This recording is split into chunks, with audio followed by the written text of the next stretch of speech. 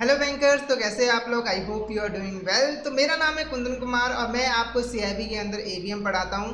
आज इस वीडियो के अंदर हम एबीएम के मॉड्यूल ए के एक important topic major of dispersion के बारे में पढ़ने वाले हैं और इससे रिलेटेड कुछ इंपॉर्टेंट न्यूमेरिकल्स को डिटेल में डिस्कस करने वाले हैं। तो आज की वीडियो आपके लिए काफ़ी ज़्यादा इंपॉर्टेंट रहने वाली है, तो इस वीडियो को आपको शुरू से लेकर एंड तक ज़रूर देखना है और अपने फ्रेंड्स एंड कलीग साथ भी जरूर शेयर करना है ताकि वो भी इस वीडियो का बेनिफिट ले सके। अब फटाफट से आज के टॉपिक को स्टार्ट करते हैं। तो सबसे पहले हम मेजर ऑफ डिस्पर्शन का मीनिंग समझते हैं। तो मेजर ऑफ डिस्पर्शन को हम एक सिंपल सी एग्जांपल की हेल्प से समझेंगे। तो मान के चलिए हमारे पास डेटा अवेलेबल है 2, 3, 4, 5 और 6। ठीक है।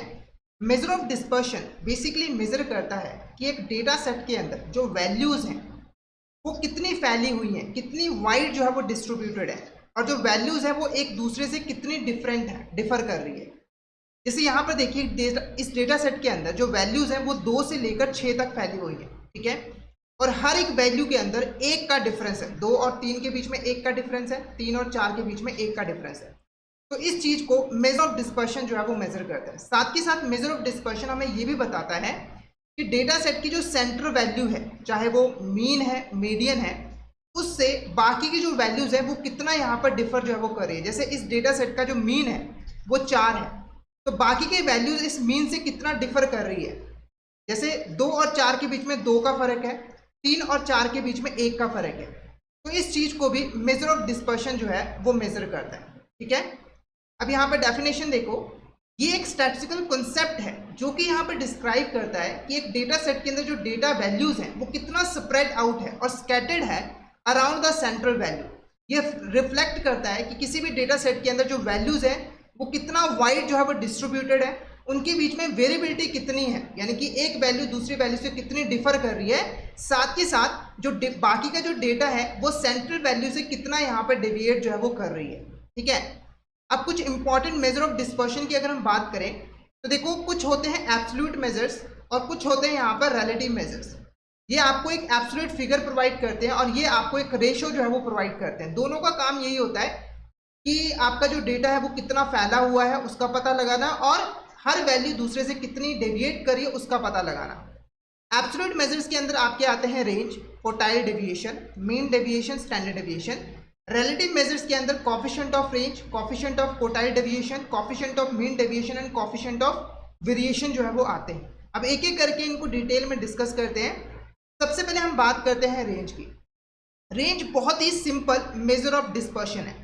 ये बेसिकली हमें बताता है कि किसी भी डेटा सेट के अंदर जो वैल्यूज हैं वो कितनी फैली हुई हैं, कितनी वाइड डिस्ट्रीब्यूटेड है, क्योंकि रेंज बेसिकली डेटा सेट के अंदर लार्जेस्ट और स्मॉलेस्ट वैल्यू का डिफरेंस होता है। जैसे मान के चलिए आपका यहाँ पर डेटा सेट है 2, 3, 4, 5, 6। ठीक है। अब ये जो डेटा सेट है वो 2 से लेकर 6 तक फैला हुआ है, तो इस चीज को मेजर करता है रेंज। कैसे? तो रेंज बेसिकली सबसे स्मॉलेस्ट वैल्यू और सबसे हाईएस्ट वैल्यू का डिफरेंस होता है। जैसे कि 6 आपकी लार्जेस्ट वैल्यू है और 2 आपकी स्मॉलेस्ट वैल्यू, तो इसका जो डिफरेंस है 4, ये आपका रेंज जो है वो कहलाएगा। और इससे आपको पता लगेगा कि आपका जो डेटा है वो कितना वाइड जो है वो डिस्ट्रीब्यूटेड है, कितना फैला हुआ है। ठीक है। तो रेंज को अगर आपको निकालना हो तो जो मैक्सिमम वैल्यू होती है डेटा सेट की उसमें से मिनिमम वैल्यू को माइनस कर दो, जो डिफरेंस होगा वो आपका रेंज होगा। फिर आता है coefficient of range. Coefficient of range क्या होता है? बेसिकली एक रेशो होती है, एक रेशो होती है और ये हमें बताती है कि यहाँ पर डेटा सेट का साइज क्या है। ठीक है। और उसके कंपैरिजन में डेटा कितना जो है वो फैला हुआ है, कितना वेल जो है वो डिस्ट्रीब्यूटेड है। इसको निकालने के लिए फॉर्मूला यूज किया जाता है maximum value minus minimum value divided by maximum value plus minimum value. अब कॉफिशिएंट ऑफ रेंज को हम एक सिंपल सी एग्जांपल की हेल्प से समझते हैं। तो यहाँ पर देखो, आपके पास 2 डेटा सेट है, डेटा सेट ए और data set B. Data set A की वैल्यूज है 10, 20, 30। इसका अगर आप रेंज निकालोगे तो वो आएगा 20। डेटा सेट बी की जो वैल्यूज है वो है 100, 200, 300। इसका रेंज निकालोगे तो ये 200 आएगा। ठीक है।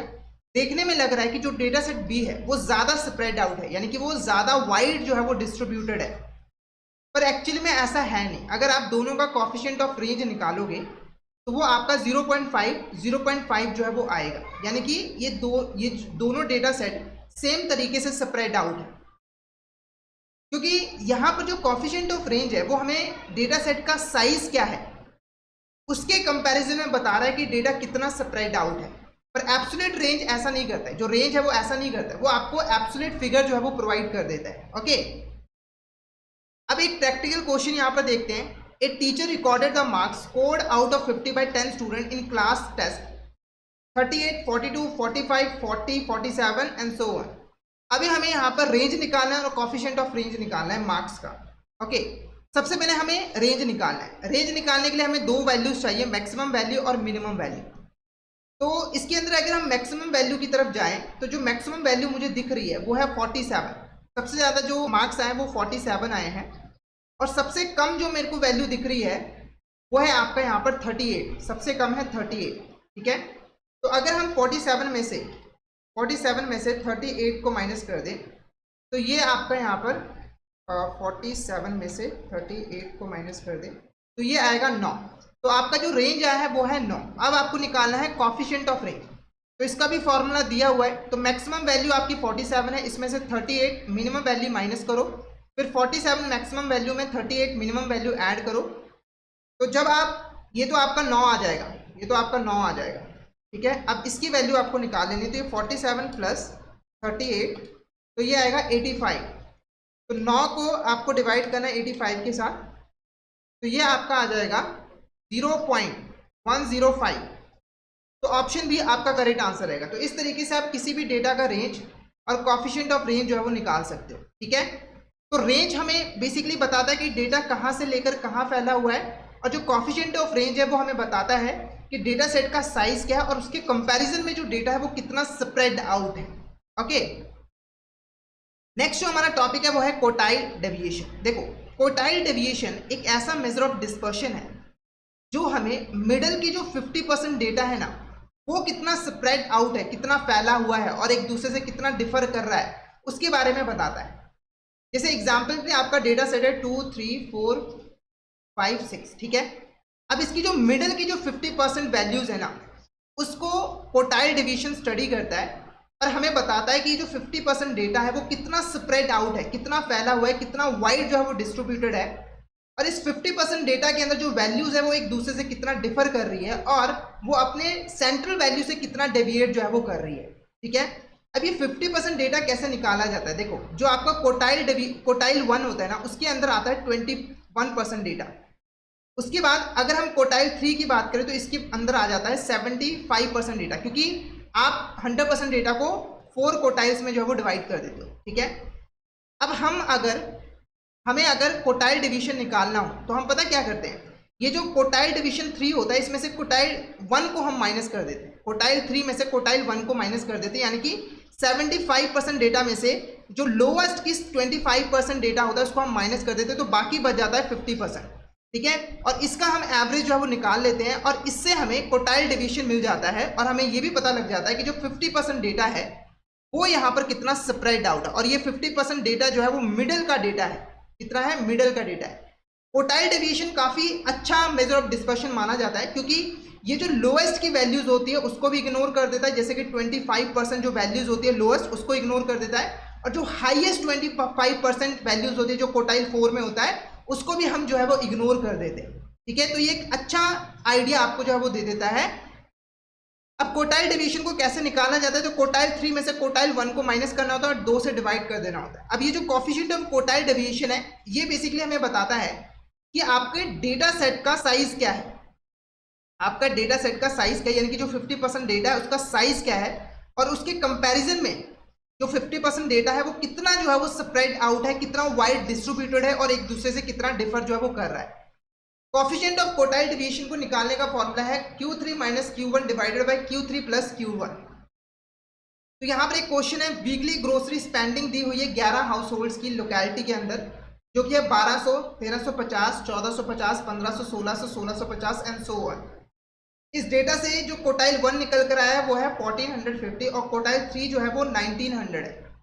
अब आपको इस इंफॉर्मेशन का यूज करके क्वार्टाइल डिवीजन निकालना है और कोएफिशिएंट ऑफ क्वार्टाइल डिवीजन निकालना है। ठीक है, सबसे पहले अगर हमें क्वार्टाइल डिवीजन निकालना हो तो उसका फॉर्मूला क्या है, Q3 में से Q1 माइनस करो पहले। तो Q3 है 1900, उसमें से जो 1450 आपका Q1 है उसको माइनस कर दो, 2 से डिवाइड कर दो। 1900 में से आपको माइनस करना है 1450, ये आ जाएगा 450। अब इसको 2 से डिवाइड कर दो, 450 को 2 से डिवाइड कर दो, तो ये आपका यहाँ पर 225 आ जाएगा, यानी कि 225 आपका क्वार्टाइल डेविएशन है। अब यहाँ पर कोएफिशिएंट ऑफ क्वार्टाइल डेविएशन निकालने का फॉर्मूला क्या है, तो 1900 में से सबसे पहले 1450 माइनस करो, फिर 1900 में 1450 ऐड करो और डिवाइड कर दो। तो इसका तो वैल्यू हमें पता है 450, और इसकी वैल्यू हम निकाल लेते हैं, यह है 1900 प्लस 1450, और ये आपका 3350 आ जाएगा। तो 450 को आपको डिवाइड करना है 3350 के साथ, तो ये आपका 0.134 जो है वो आ जाएगा। तो ऑप्शन ए करेक्ट आंसर रहेगा। क्वार्टाइल डेविएशन है 225, कोएफिशिएंट है 0.134। ठीक है, नेक्स्ट हमारा यहाँ पे टॉपिक है मीन डेविएशन। अब ये मीन डेविएशन क्या होता है, तो देखो सबसे पहले आपको मीन के बारे में पता होना चाहिए। तो देखो किसी भी डेटा सेट का जो एवरेज होता है उसी को हम यहाँ पर मीन कहते हैं। जैसे एग्जांपल के लिए आपके पास डेटा अवेलेबल है 2, 3, 4, 5, 6, इसका जो एवरेज है वो है आपका यहाँ पर 4, तो ये 4 जो है वो बेसिकली इस डेटा सेट का मीन है।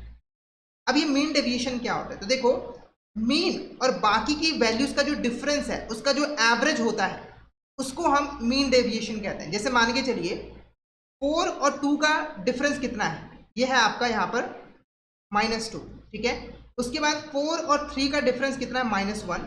4 और 4 का डिफरेंस कितना है, 0।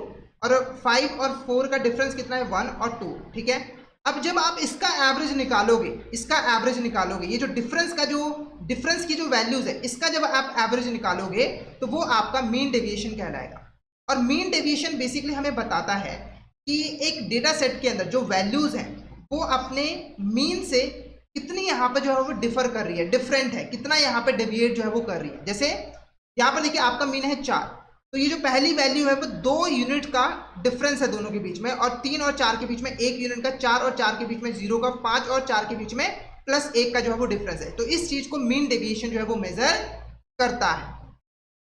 ठीक है, तो मीन डेविएशन हमें बताता है कि ऑल डेटा वैल्यूज और सेंट्रल वैल्यू यानी कि मीन के बीच में एवरेज डिस्टेंस जो है वो कितना है। ओके, अगर किसी भी डेटा सेट का जो मीन डेविएशन है वो लो है, इसका मतलब है कि जो बाकी की जो डाटा पॉइंट्स है यानी कि जो डेटा वैल्यूज हैं वो मीन के काफी ज्यादा यहाँ पर क्लोज है। जैसे ये जो डेटा सेट है इसके अंदर जो वैल्यूज है वो मीन के काफी ज्यादा क्लोज है, तो इसका जो मीन डेविएशन है वो काफी ज्यादा लो है। अगर किसी डेटा सेट का जो मीन डेविएशन है वो हाई आ जाता है तो इसका मतलब है कि जो मीन है और जो डेटा पॉइंट्स है उसके बीच में बहुत ज्यादा यहाँ पर जो है वो डिफरेंस है।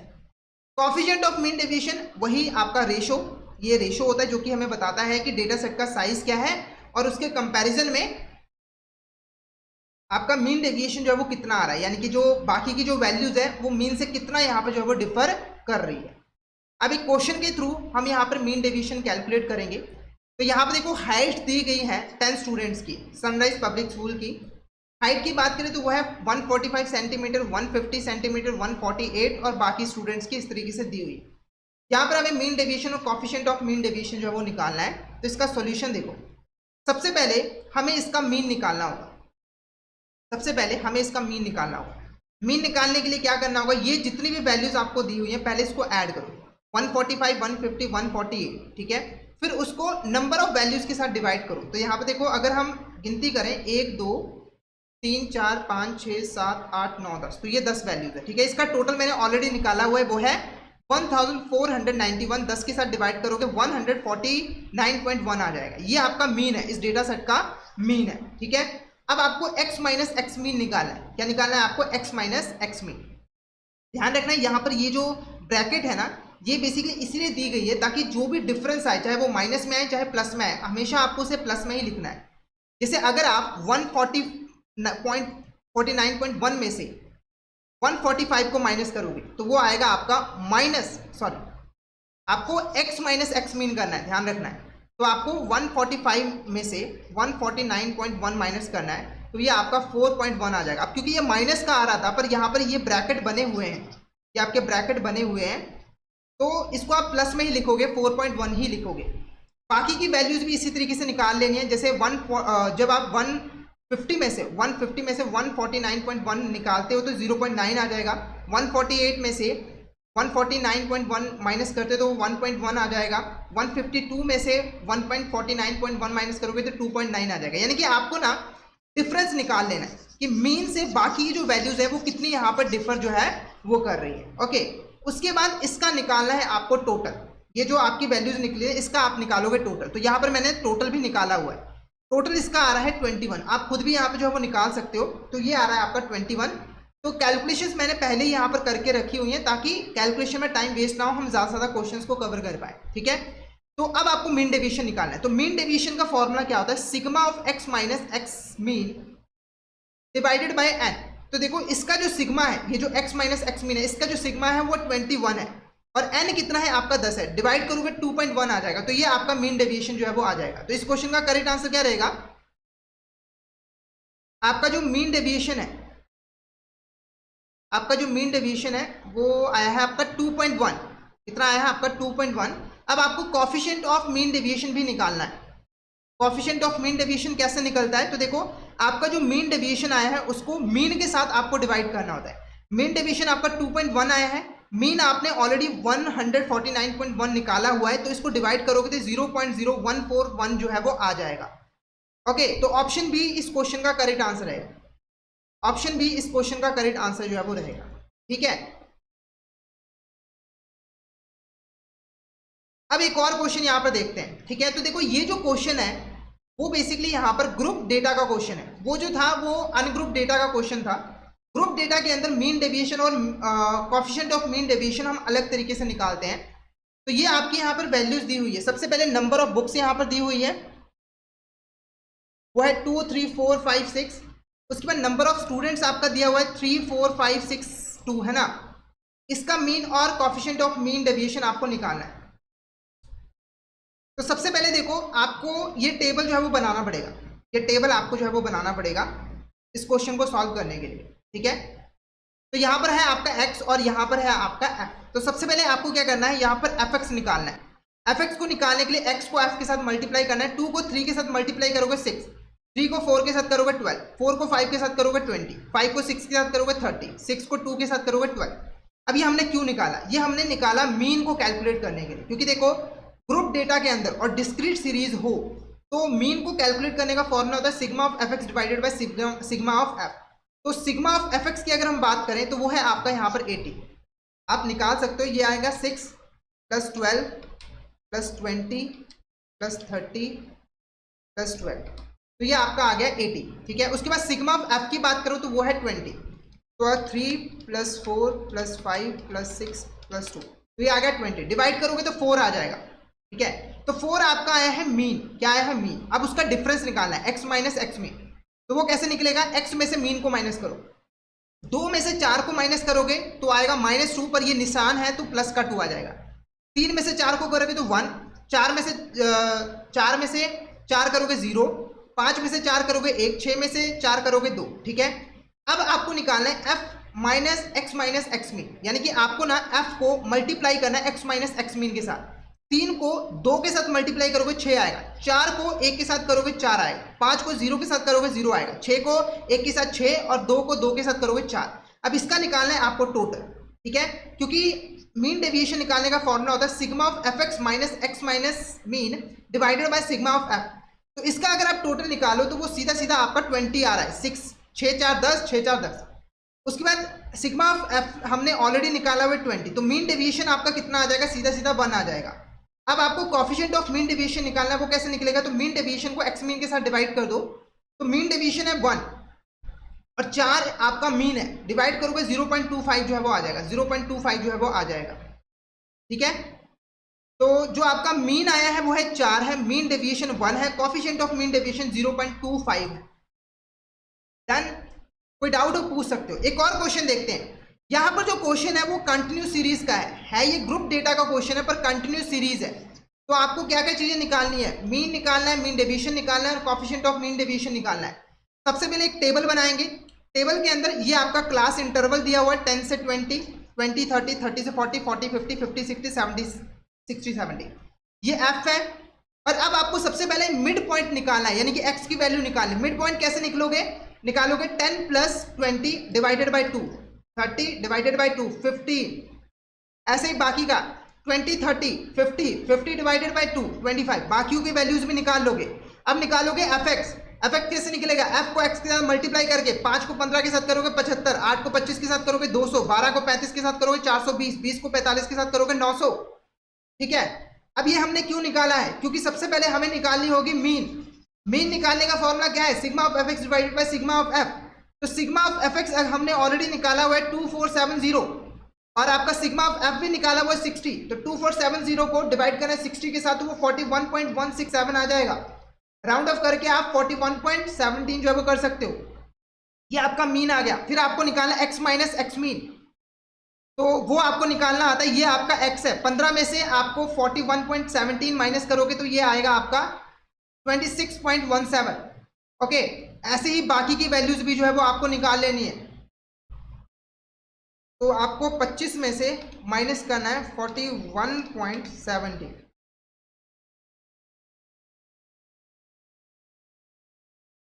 तो ये आपका 16.17 बिल्कुल यहाँ पे जो है वो करेक्ट है। बाकी की वैल्यूज भी निकालें। फिर एफ एक्स माइनस एक्स, ये तो आपको आता ही है। लास्ट में इसका टोटल भी निकाला हुआ है मैंने 668.40 को डिवाइड करना है 60 के साथ तो ये आपका आ जाएगा 11.14। ये आपका मीन डेविएशन है। उसके बाद कोएफिशिएंट ऑफ मीन डेविएशन निकालने के लिए आपको मीन डेविएशन 11.14 को डिवाइड करना है 41.17 के साथ और ये आपका 0.271 जो है वो आ जाएगा। ठीक है, तो यहाँ पर हमने मेजर ऑफ डिस्पर्शन के बारे में डिटेल में पढ़ा। Major of dispersion basically statistical tool होते हैं जिसकी हेल्प से हम ये मेजर कर पाते हैं कि एक डेटा सेट के अंदर जो वैल्यूज है वो कितनी डिस्ट्रीब्यूटेड है, कितनी फैली हुई है और एक वैल्यू दूसरी वैल्यू से कितनी डिफर कर रही है और जो बाकी की वैल्यूज है वो अपने सेंट्रल वैल्यू से कितनी यहाँ पर डेविएट कर रही है। ठीक है, इंपॉर्टेंट आपकी जो मेजर ऑफ डिस्पर्शन है वो है रेंज, कोटाइल, मीन डेविएशन और आपका स्टैंडर्ड डेविएशन। ठीक है, तो आई होप आपको ये अच्छे तरीके से क्लियर हो गया होगा। अगर आप CIB कोर्सेज को एनरोल करना चाहते हो तो हमारे गाइडली ऐप को डाउनलोड कर लीजिए। वहाँ पर आप हमारे हर तरह के CIB JIB कोर्सेज को एनरोल कर सकते हो। अभी हमारे कोर्सेज के ऊपर डिस्काउंट ऑफर भी चल रहे हैं तो जल्दी से हमारे कोर्स में एनरोल कर लीजिए। टेलीग्राम चैनल को भी जरूर ज्वाइन कर लीजिए क्योंकि हम इसमें एग्जाम से रिलेटेड, क्लासेस से रिलेटेड इंपॉर्टेंट अपडेट्स वगैरह जो है वो डालते रहते हैं और अगर आपको भी कोई क्वेरी होती है तो आप यहाँ पर हमें मैसेज भेज सकते हो, हम आपकी क्वेरी का जवाब देते हैं। उसके बाद आपको यूट्यूब चैनल को तो जरूर सब्सक्राइब करना है ताकि नेक्स्ट क्लासेस के नोटिफिकेशन आपको सबसे पहले जो है वो मिल सके। ठीक है, और अगर आपको क्लास से रिलेटेड कोई भी फीडबैक प्रोवाइड करना है तो वो भी आप जो है वो प्रोवाइड कर सकते हो। हम आपके फीडबैक का यहाँ पर वेलकम करते हैं। तो आपको कमेंट बॉक्स में मैसेज कर देना है अगर आपको इस लेक्चर से रिलेटेड कोई भी फीडबैक जो है वो प्रोवाइड करना हो ताकि हम आगे से उसके अंदर जो है वो इम्प्रूवमेंट कर सकें। तो आज का सेशन हम यहीं पे ओवर करते हैं। तो आई होप आज का सेशन आपको अच्छा लगा हो। सेशन अच्छा लगा तो सेशन को लाइक कर देना, हमारे चैनल को सब्सक्राइब कर देना और शेयर जरूर करना अपने फ्रेंड्स के साथ, कलीग के साथ, ताकि वो भी इस सेशन का बेनिफिट ले सकें। आज के लिए इतना ही, मिलते हैं नेक्स्ट क्लास में। Thank you so much everyone.